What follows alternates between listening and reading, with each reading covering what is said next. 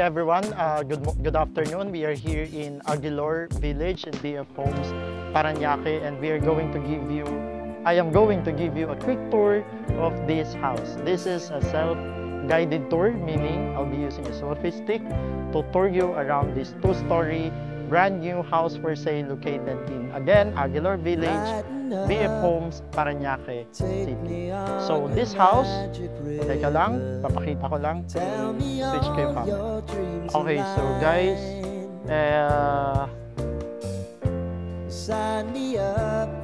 Okay, so guys, this is a two-story house and it has a lot area of 304 and a floor area of 300 square meters. So it has 5 bedrooms, 6 toilet and bath, and 4-car carport. So let's go. So this is your 4-car carport. It's gated and covered. Ayan.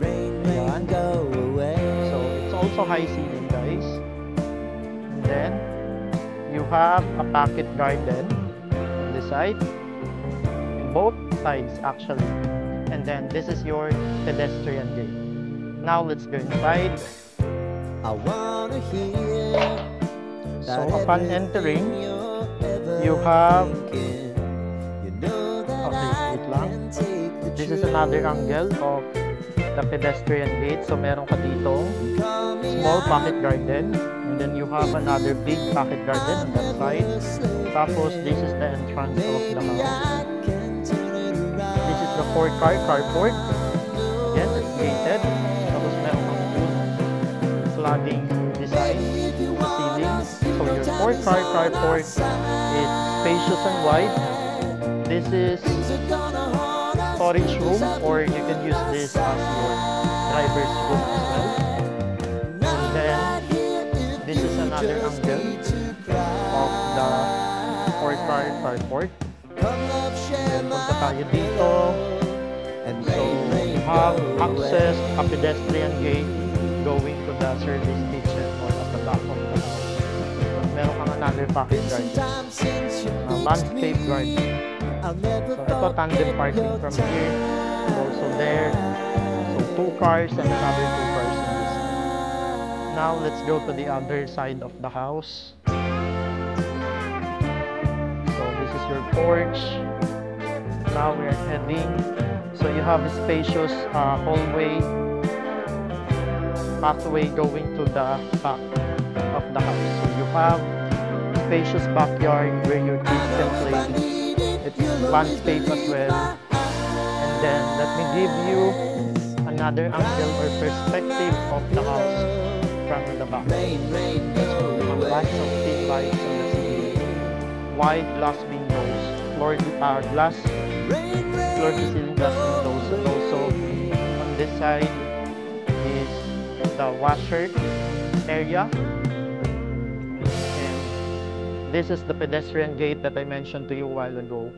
So again, for your security and safety, you can lock that during nighttime, of course. And then you have another pocket garden on this side. And this is your service kitchen. So in here you have a door leading you to the main kitchen, and this is your maid's room and your toilet and bath of the maid's room. And this is the breaker. You have overhead and under counter cabinets and your island. So again, I assume na dito mo ilalagay yung gas range mo. So, yan. Punta tayo sa entrance ng bahay. Okay, so we are now at the entrance of the house. Your access going to the back of the house. Your access going to the carport. Your main entrance.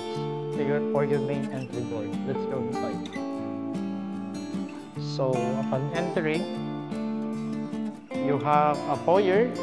Small foyer. And then, meron ka ditong glass panel. This will serve as your window, and also lots of windows on that side and sliding screens. This is very modern, hindi siya nag-occupy ng space kasi pwede mo siyang close na ganyan. So even if you're not using the lighting during daytime, it's still bright and mahangin dito kasi ang daming glass windows. And then you have 2 horsepower split type air conditioning unit. Meron ka ditong provision for cable, and your living area is spacious. That's where you put the L-shaped sofa. And then meron kang provision ng cable and internet. And high ceiling siya, which is more or less around 3 meters. And then you have provision for chandelier. And this door is the first bedroom. Papakita ko mamaya. And on this side is the dining area. So your dining area can accommodate maybe 6 seaters. But if you want to extend to 8 seaters, pwede rin naman. Kasi maluwag pa naman siya. And then, this is a sliding door. A wide and big sliding door, which is your access going to the backyard. And meron din siyang sliding screens na hihilahin mo lang. So, very functional yung sliding screens kasi hindi siya nag-occupy ng space. Instead na yung sliding screens na hindi siya natutupi. So, yan. And this is your stairs going to the 2nd floor. And you have a powder room. You have an open space on that side which can be converted to a storage area. And this is your powder room. May wall cladding tiles na rin, and all the toilet fixtures are already included. So, let me show you another angle of the dining area and the living area and the entrance of the house. Then, merong provision for chandelier. And this is the formal kitchen. It's open. Pwede pa maglagay ng island sa gitna. And then, you have access going to the backyard or to your lanai. It's an open lanai. And then, sliding door with sliding screens.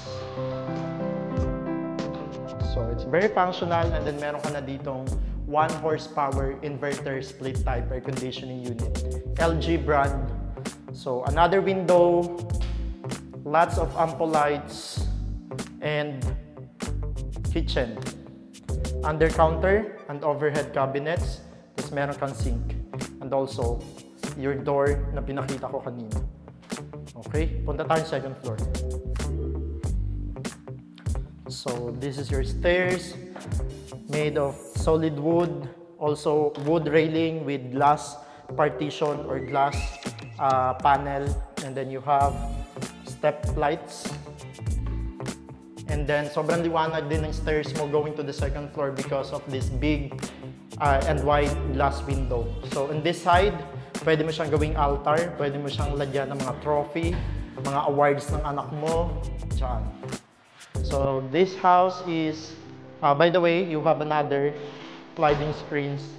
So, it really not compromising the natural ventilation of this house. That's why sobrang hangin na and maliwanag. Okay, so this house is ideal for big family kasi 5 bedroom nga siya, 1 sa baba and 4 sa taas. Meron siyang provision ng CCTV. And this is the hallway of the bedroom. Puntahan muna natin yung 1st bedroom sa 2nd floor. Okay, so this is how it looks like. The 1st bedroom. Parang 80% or 90% of the wall ng mga bedroom is glass window. So again, even if you are not using your light during daytime, maliwanag pa rin siya. And then you have a slate type air conditioning unit, LG brand inverter na 1 horsepower. So dito, it can fit queen size bed kasi maluwag siya. And high ceiling, which is 3 meters. And then on this side is your toilet and bath. So you have all the toilet fixtures, my under counter cabinet, my sink, and also shower enclosure. Yeah. And all the bedrooms has a modular cabinet as well. Ito. Okay.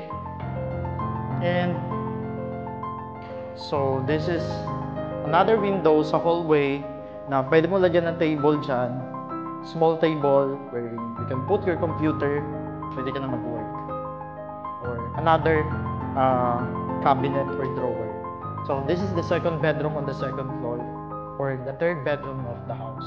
It's spacious and wide, and 80% of the wall of the bedrooms are windows, allowing natural light to just flow inside this bedroom for a very good ventilation. Tapos, since wide siya, pwede mo siyang open, and hilahin mo lang itong sliding screens. So, makakapasok pa rin naman yung hangin without compromising ng insects na pumasok sa loob. Tapos you have aircon. So, nandito siya lawak. It can fit queen size bed. Meron siyang toilet and bath. Yan. And also, this modular cabinet. Okay, so let's go to the fourth bedroom. Ito yung fourth bedroom niya, guys. Okay, it's spacious and wide as well. Daming windows. May split type aircon. Tapos this side ng window is facing the backyard or the open lanai. Tapos yan. Meron ka na rin dito toilet and bathroom with complete toilet features. And sa likod ng door is your modular cabinet. Okay, so let's go to the last bedroom, which is the master's bedroom. So this is your master's bedroom. In here, this is where you will find the CCTV wiring para sa monitor. So it's wide compared to the other bedroom. It can fit king size bed, and big windows, split type aircon. So again, lahat ng windows may mga sliding screens na naman. So sobrang hangin dito. Ayan si Kuya. And your walk-in closet. May space pa dito where you can put a vanity. Yan. And then may mga storage shelvings na rin sa loob ng modular closet. And then your toilet and bath. So all the bedrooms has its own toilet and bath. Yan. Okay. So, punta tayo sa baba.